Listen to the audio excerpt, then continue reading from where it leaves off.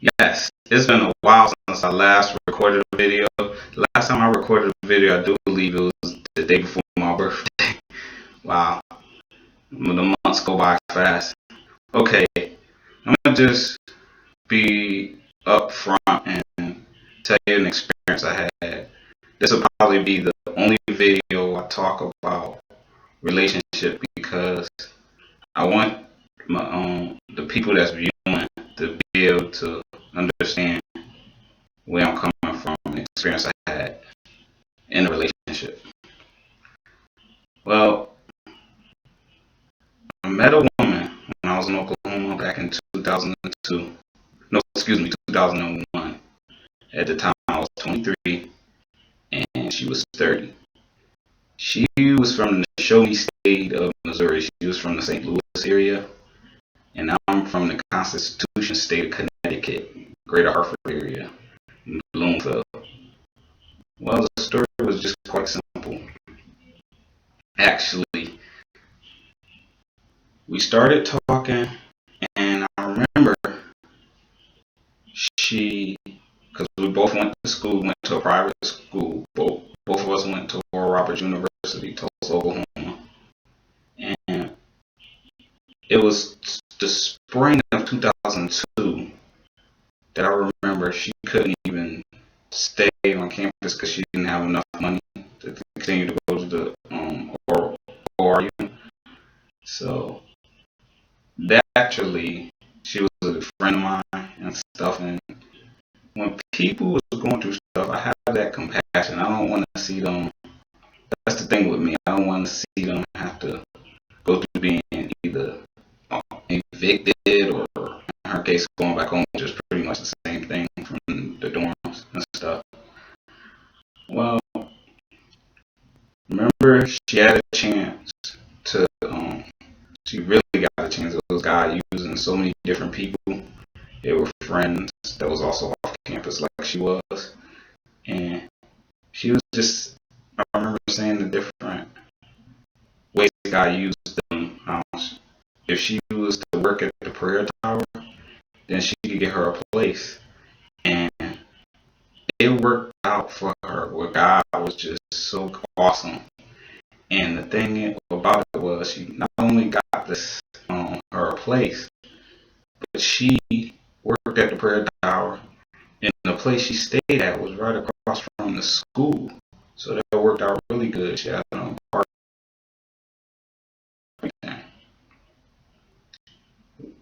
I remember it was one night. It was the spring, probably about a month before school was going to be out back in 2002.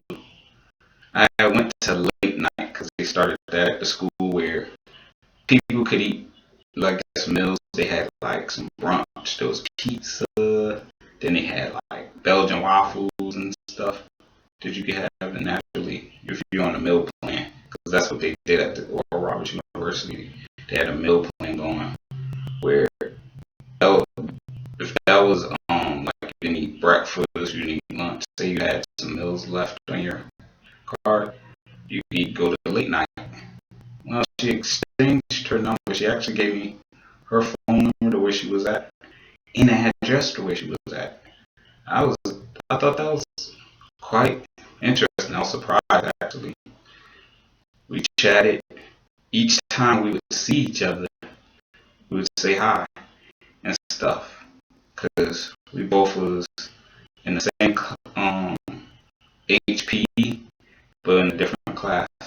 But I guess with the same teacher. And we was also doing aerobics, exercise and stuff. Because that's the thing when you have to get like the points and whatever. Well, anyway, what I'm trying to think. Where did I go from there? Okay, I told you about how she gave me her number and address and stuff, and I was surprised. I was like, wow. I knew I was gonna have to go back home, and I had a long break until the fall came. So I remember it was fall of 2002 because the first thing I did when I had came into Oklahoma and stuff and got into the dorms was I called her, and I didn't know what this woman was going through or anything, but by the time we saw each other and stuff and hooked up in the cafeteria, she started to explain some things to me. And I started to learn more and more about her. Remember going to Labor Day, she invited friends and stuff, and she had a cookout, which was awesome and stuff. And I got to go to her apartment, and we would hang out. I mean, at the time, you just don't know people, you know. Like I said, they look innocent, just like you, because you don't know the history of them, you don't know the background. And the thing that you got to understand is people is not going to show their true self and be around long enough, which is what I experienced with this woman. So she was 24 then. Excuse me, I was 24 then, and she was 31. So she had me by 7 years. Most people, they think grown people, 7 years difference, they ain't do too much. But this woman had such a past about her, like her first of all, relationships, different boyfriends. And I didn't have a past with relationship with girlfriends. So it was like, that was an awkward thing. And also, what was awkward was I started to hear this after I told her she could possibly be like my wife. And when a woman hear that you know, that's like, that's excitement. That's something to be thrilled about. And guess what? She told her friends, and they was also off campus and they was working and stuff. And it was like, what was I thinking? I didn't even get to tell the people that was on campus, like the women on campus, that I was encouraging, and that been encouragement to me, that they could possibly be my wife. Because this woman never gave me a chance. She did everything she could to make them not be, when it could have possibly been one of them could have been the one. Well, I remember main what she would do, because this this girl had like a fear. This woman had like a fear. She was scared of being lonely, and that was evident. She was scared to go out at night by herself. I mean, okay. I was like, okay, yeah. So I'd come to the apartment and guess walk with her to the prayer tower, which wasn't that far from her, because that was right near the school. It was in walking distance, about 10-minute walk from dorms. Depending on what dorm you're at, then it might be closer. Well, anyway, I remember just after her coming to open house, I invited her there. She just, she could just see how everything was so clean and everything, because she saw how clean I was. And when people see that you're cleaning areas and stuff, they think you're like a neat freak, and then what they'll do is they wish they was clean like you, or they'll try everything they can to be clean like you and stuff. Because evidently she wasn't as clean, you know. But that's beside the point. That has nothing to do with what I'm going to talk about. Okay, this is how it went down. After she told people, which she shouldn't have done, that I said she could be the one. I believe this was like in October of 2002. Then I remember it was early December that she went to Walmart. Me and her went to Walmart, which right in walking distance, right across from where you, not that far. We went to Walmart at the time, and she had got us rings. It was engagement rings and stuff. So that moment we was engaged back in December and stuff. And she did everything. I mean, she did the persuading, and at one point, she almost got me thrown out of school when she had left a message for me and my roommate and stuff. And at the time, if I would have known that that's what she would have done, I would have stopped her and stuff because she seemed to be set on getting me kicked out. But she didn't want me to seem like I didn't have a place to stay, so she used the apartment as the way to get me to come here. And sure enough, it worked at that time. This is the thing. You don't start to hear stuff about people until you actually live with them. So when I moved in with her, it was like after exams, it was close to the middle, if not a week before the middle of December. I moved in with her. This was in December. We were going on, I guess, a couple of months, and we were supposedly going to get married and get it done by the Justice of the Peace and stuff in Oklahoma. And then it was going to have a big wedding. That's how people do it. That just decide, hey, let me just get a certificate of proof, Justice of the Peace to take care of it. The point was, I had told this woman where I stood, and as far as relationship, I had told her then, I said, I just don't want to just be in a relationship. I'm ready for marriage. And this woman wasn't serious about marriage. And I had told her about my past with different women that looked like they wanted to be in a relationship with me. That I didn't want to date any woman I didn't want to marry because I had said that when I was 13 years old. And I told my mom and stepfather back then that the only woman I wanted to date was the one woman I wanted to marry. Evidently, this woman thought, okay, maybe she would convince me to make it look like she's serious about marriage. And then she had me come up with this bull story about how we were married when we wasn't married from the get-go. She just wanted to date and wanted us to live together. But she told her friends that we were planning on getting married. So it's like, you're telling your friends this story, but you're doing the complete opposite, If you want to be married or not, or do you just want to be single and just, have boyfriends and stuff? I heard so much from being around this woman about her ex-boyfriends, how they left her, and how their mom told them to leave her, and she really was the victim. And I'm up there listening, I'm like, okay. But she never once said anything like to make it look like she was wrong. She had me believing that she was the innocent one. And the boyfriends, the ones that left her, even the ones she mentioned that got married on her, how he left her and all of that. She didn't mention the fact that she had a part to all of this because she wasn't serious about marriage.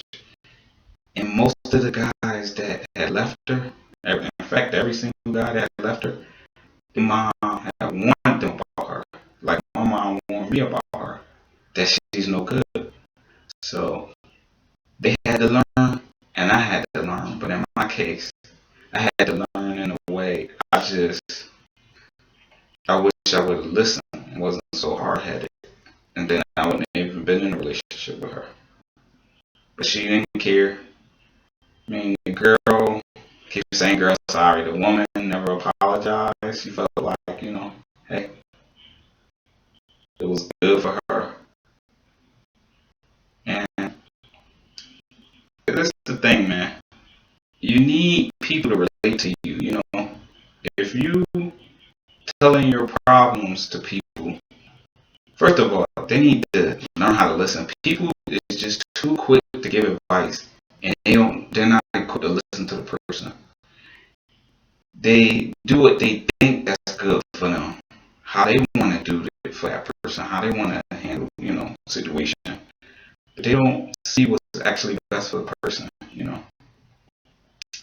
And the point I was getting at with this marriage thing, like any woman I want to meet, whether we go out and stuff, I'm not saying I want to get married like a month from now, but eventually after me and her go out and stuff, I do plan on wanting to be married. I don't want to just be in a relationship with her for years and years and years and decide, okay, now let's get married. That's just not the way to do things. And if she was the one for me and stuff, it could have waited anyway and stuff. But that was just something I had to deal with. I think my bus ride home, 3 days, the hurt I had to deal with getting over being in a relationship because I broke up with her because it was just too much, too much. The lies on top of lies, and then hearing more lies, like right when me and her were living together and stuff and wasn't married. It's like, I mean, there's a point in time where this story is just, unless it's really the truth, the lies is just gonna catch up with you. And the lies evidently caught up with her because I don't want to get into the story, but it's not good with her. And I don't make videos to try to bash anybody. But that was the point of why I was saying single people. I'm talking about single because not everybody that's single give good sound advice to each other. I mean, there's some single people that give the worst advice you can even think of to other single people. I'm not saying that, but for the most part, they're Christian and they really got your best interest at heart. Most single people will give you the best sound advice that no married person or married couple could ever give you because they're not single. They can't relate to you. And that was the reason I wrote that blog, because when you see where you're on a website where it's completely, it seems like more married people is on there than single, then the thing is, what you got to start to do is say, look, I don't want to hear about so and so talk about their spouse because that's not relevant to Twitter. It's not relevant to Facebook. It's not relevant to MySpace. It's not relevant to Pinterest. It's not relevant to any social network that people be on. And what I just wound up doing, because I see this, because I've been on websites going on 11 years now. And the very first website I was on was MySpace. And I remember I was getting like 250 friend requests from married men and married women. And here I am single. And evidently they read my profile, but didn't fully read it. They didn't look at the part of the single part really good, because if they did, they wouldn't have sent me friend requests. That's old news, and MySpace have changed so much anyway.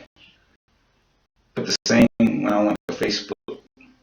The point I'm trying to make is people that's equipped to give advice is people that relate to you. If they're single and you're single, then you get advice from that person because they're gonna tell you good sound advice. But when you got people who don't know the situation you've been through, don't know if you came from a broken marriage, you came from a rocky relationship, and they're married telling you this stuff, it's not a good idea to get advice from them, because what's gonna happen is the pain you felt and stuff before gonna be feel like more excruciating, because the advice they gave you was so bad. It just was one of those things that made you feel good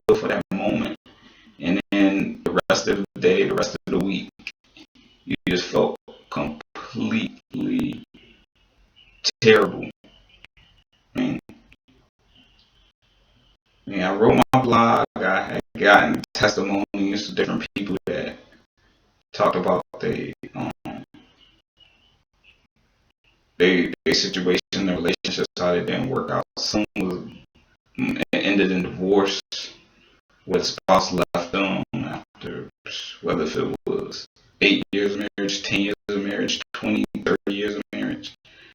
And I really like encouraging single people because not only because I'm single myself, but they need it. You know, they need it, and they need sound advice from people that can give them sound advice, not from people telling them stuff they want to hear. You know, people just tired of that. They come to a point where when you give people advice these days, they want more than you just telling them stuff they want to hear. They want stuff to relate to them. I mean, whether you give a video, or you even give a testimony of someone that's been through what they've been through, they want to hear stuff that relate to them. They don't want to hear a bunch of, oh, it's gonna be okay, yeah, it'll be all right. How do you know? Is you in a situation? No. So that's all I want to say. And for those who are single, I just want to encourage you to stay encouraged, stay positive, trust in God, because He wants His absolute best for you. He don't want you settling, and anybody that settles, that's not of God. You know, arrangements is not of God. People settling for people is not of God. That's not that's not God's best for you. So I just want to encourage you. Stay prayerful, keep trusting in God, and just don't settle for nothing but God's best, because that's what He wants for you. Stay blessed, be cool, and God bless you.